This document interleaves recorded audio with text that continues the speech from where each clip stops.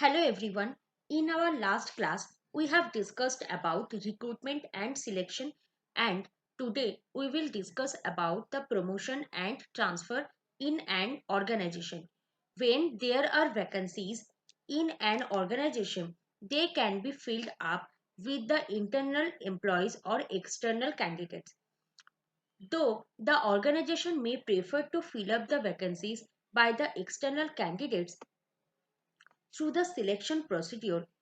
According to the Paul Piggers and Charles A. Meyer, promotion is advancement of an employee to a better job, better in terms of greater responsibility, more prestige or status, greater skill, and specially increased rate of pay or salary.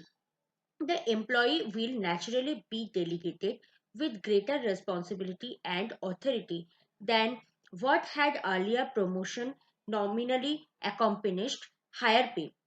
It means that in some cases the employees perform higher level job and receive the salary related to the lower level job. For example, if a university professor is promoted to the next higher level of the faculty. Next, we will discuss about the purpose of promotions. Organizations promote their employees to achieve different purposes. These are to utilize the employee skills, means knowledge at the appropriate level in the organizational hierarchy, resulting in organizational effectiveness and employee satisfaction. Next is to develop complete spirit. It includes the zeal in the employees to acquire the skill, knowledge, etc. required by higher level jobs. Next is to develop an internal source of an employees ready to take up jobs at higher levels in the changing environment. Next is to promote employees self-development, and it makes them await their turn for promotions and resource or reduces the labor. Our next discussing topic is promotion criteria. Organizations adopt different criteria for promotion depending upon their nature, size, management, etc. Generally, they may combine two or more criteria for promotion. They will establish basis of promotion. That are their basis of promotion, which is as well practiced in all types organizations under different shapes. Organizations should have the idea of effectiveness of each basis in promotion, the right man to the right job. Merit as the basis of merit is taken to denote an individual employee's skill, knowledge, ability, efficiency, and aptitude as measured from educational training and past employment record. Next, we will discuss about the problems with promotions. Though promotion benefits the employee and organizations both, it creates certain problems like disappointment of the candidates resulting from denial of promotions.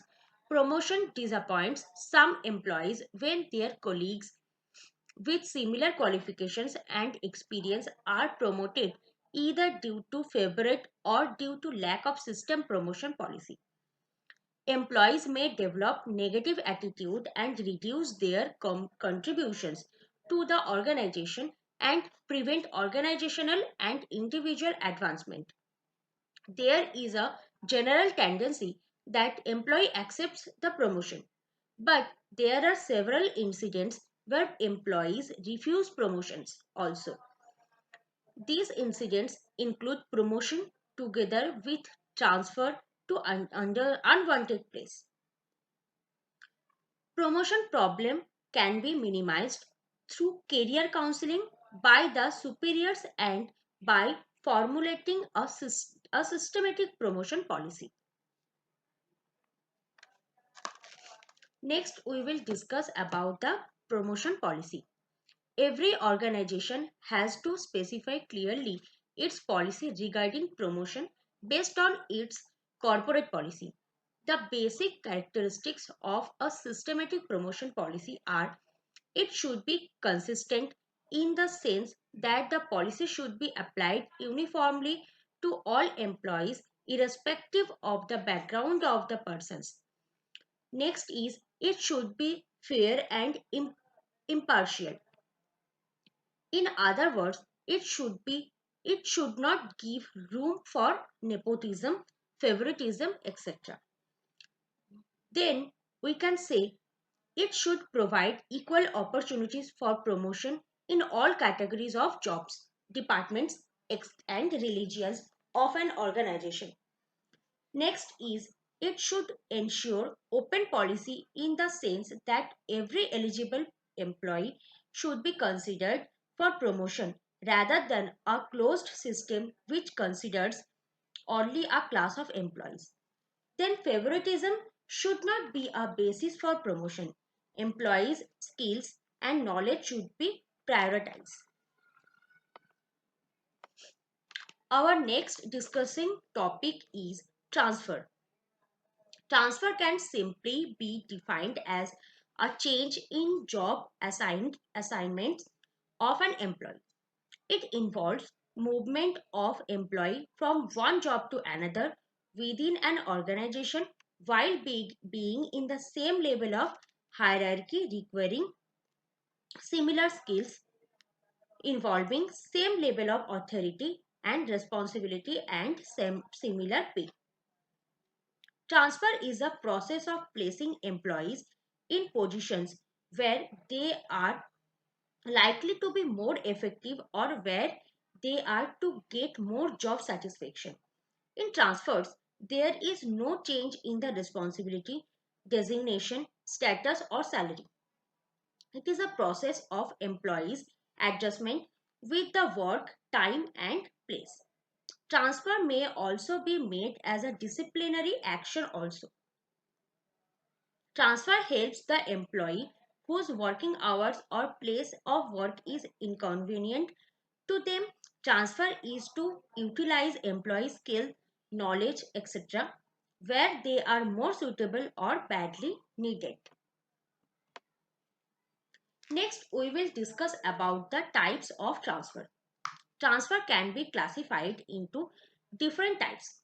These are production transfer. These types of transfers caused due to changes in production. Replacement transfer. These types of transfer caused due to initiation of replacement of a long-standing employee in the same job. Rotation transfer.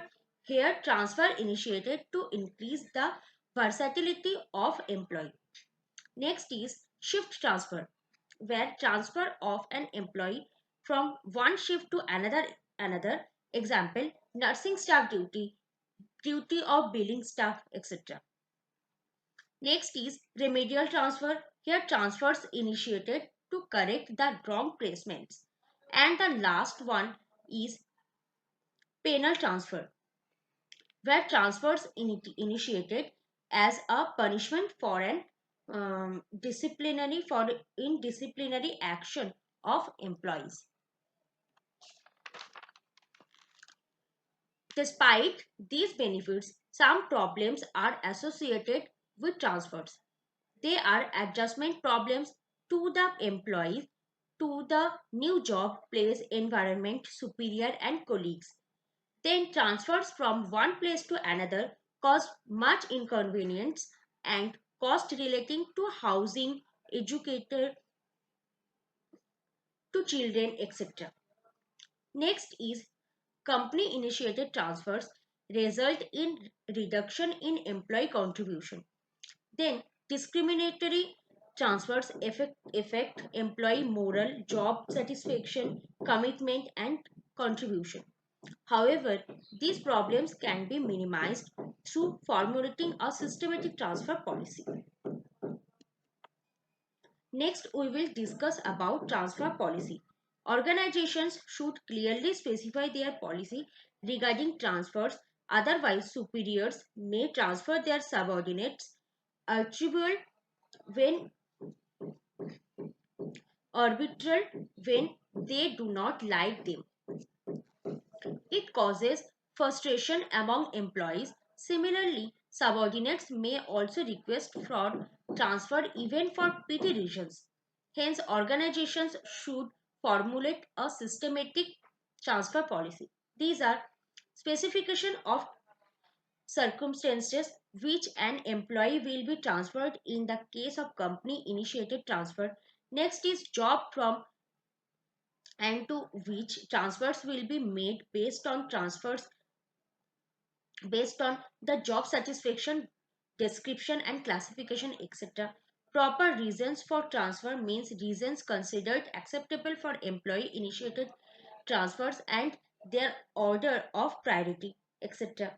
Mutual transfer means reasons considered acceptable for mutual transfer to employees, satisfaction of pay, allowance, benefits, etc. There are to be allowed to the employee in the new job. Other facilities to be extended in the transfer, like special leave during the period of transfer, special allowance for packing, packaging, luggage, transportation, etc. Generally, line managers administrator the transfers and personal managers assist the line managers in this respect. For more information, you can visit www.aihms.in. Thank you so much.